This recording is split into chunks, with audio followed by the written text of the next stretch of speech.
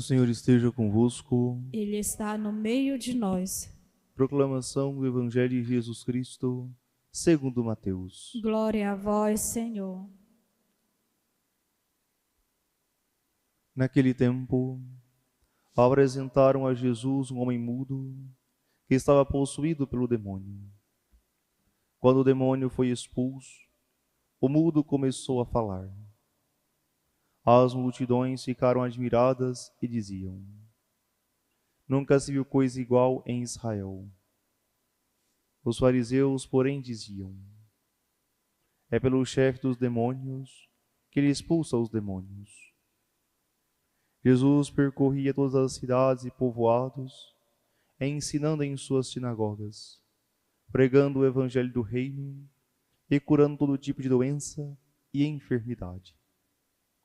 Vendo Jesus as multidões, compadeceu-se delas, porque estavam cansadas e abatidas, como ovelhas que não têm pastor. Então disse a seus discípulos: A messe é grande, mas os trabalhadores são poucos. Pedi, pois, ao dono da messe que envie trabalhadores para a sua colheita. Palavra da salvação. Glória a vós, Senhor. Caríssimos irmãos e irmãs, o Santo Evangelho, acompanhamos Jesus, está sempre envolto por multidões, mas de modo algum Jesus perde a característica de olhar individualmente para cada pessoa. Por isso Jesus não nos enxerga como uma multidão, mas cada alma que deve ser salva, que deve receber dele uma palavra de alento, de esperança. Jesus nos conhece de modo pessoal. Por isso nós temos essa experiência do amor de Deus, que é único e irrepetível. Por isso constituímos com Deus uma história de amor. Ainda que nós tenhamos a compreensão e nós estamos envoltos em um nós, permanece esta característica. O amor de Deus destinado a cada um de nós, porque Ele sabe perfeitamente do que necessitamos.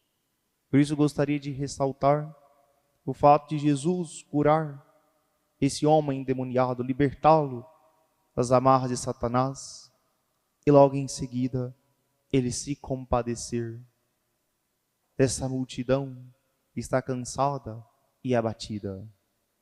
Nós sabemos que Jesus expulsa o mal não somente quando realiza um exorcismo, também quando prega a palavra, quando ele anuncia o reino, quando na sua presença ele manifesta a sua bondade para com todos.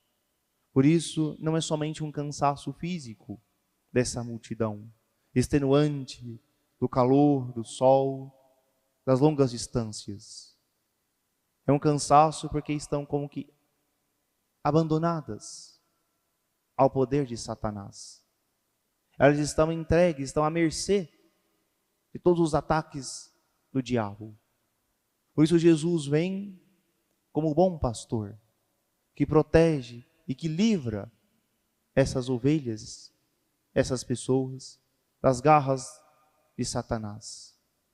Por isso, nós reconhecemos sempre Jesus como bom pastor que protege, que defende as suas ovelhas.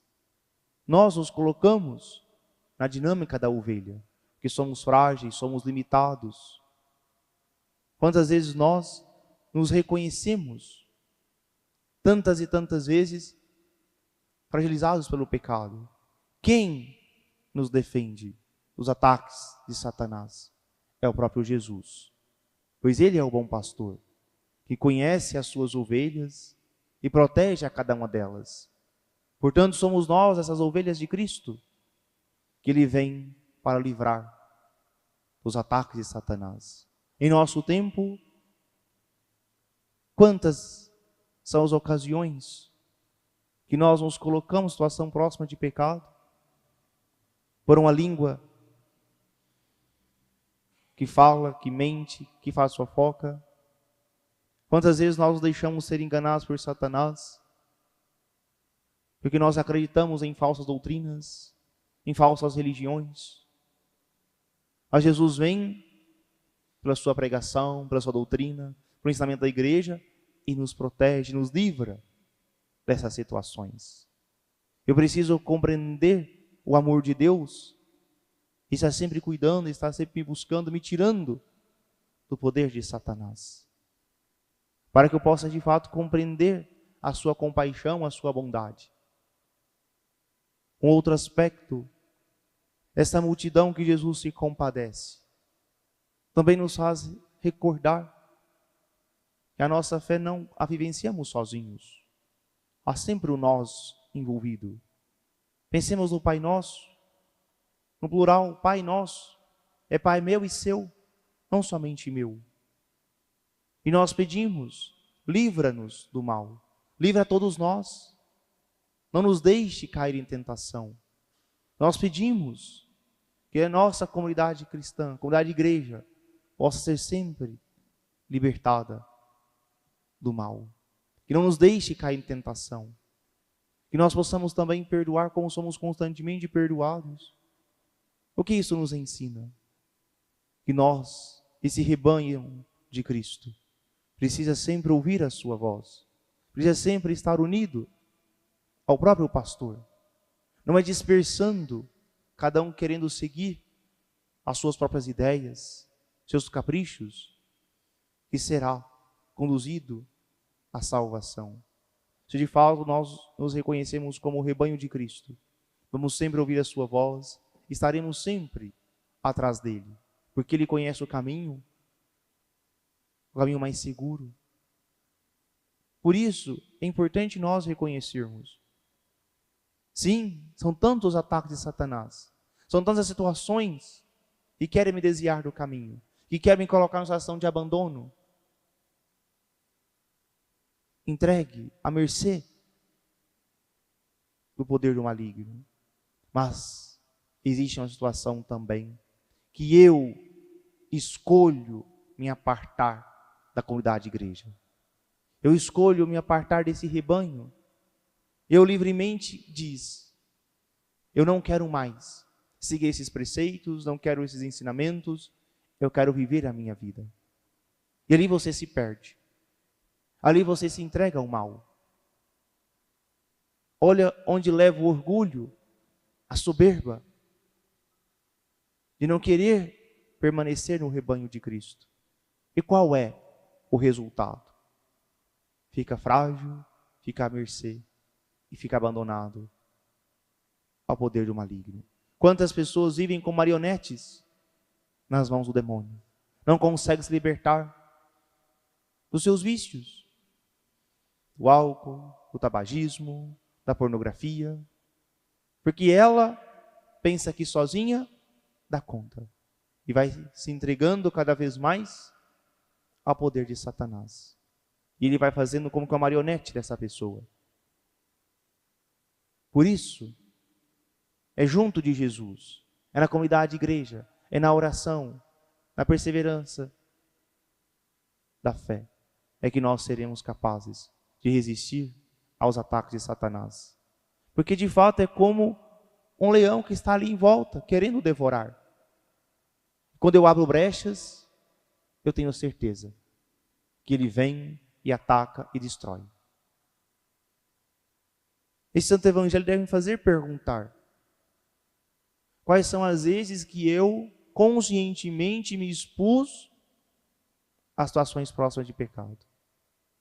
Quais foram as vezes que eu livremente quis me apartar de Cristo e seguir meu próprio caminho? Por isso hoje padeço das escolhas erradas que fiz um tempo atrás e que hoje permanece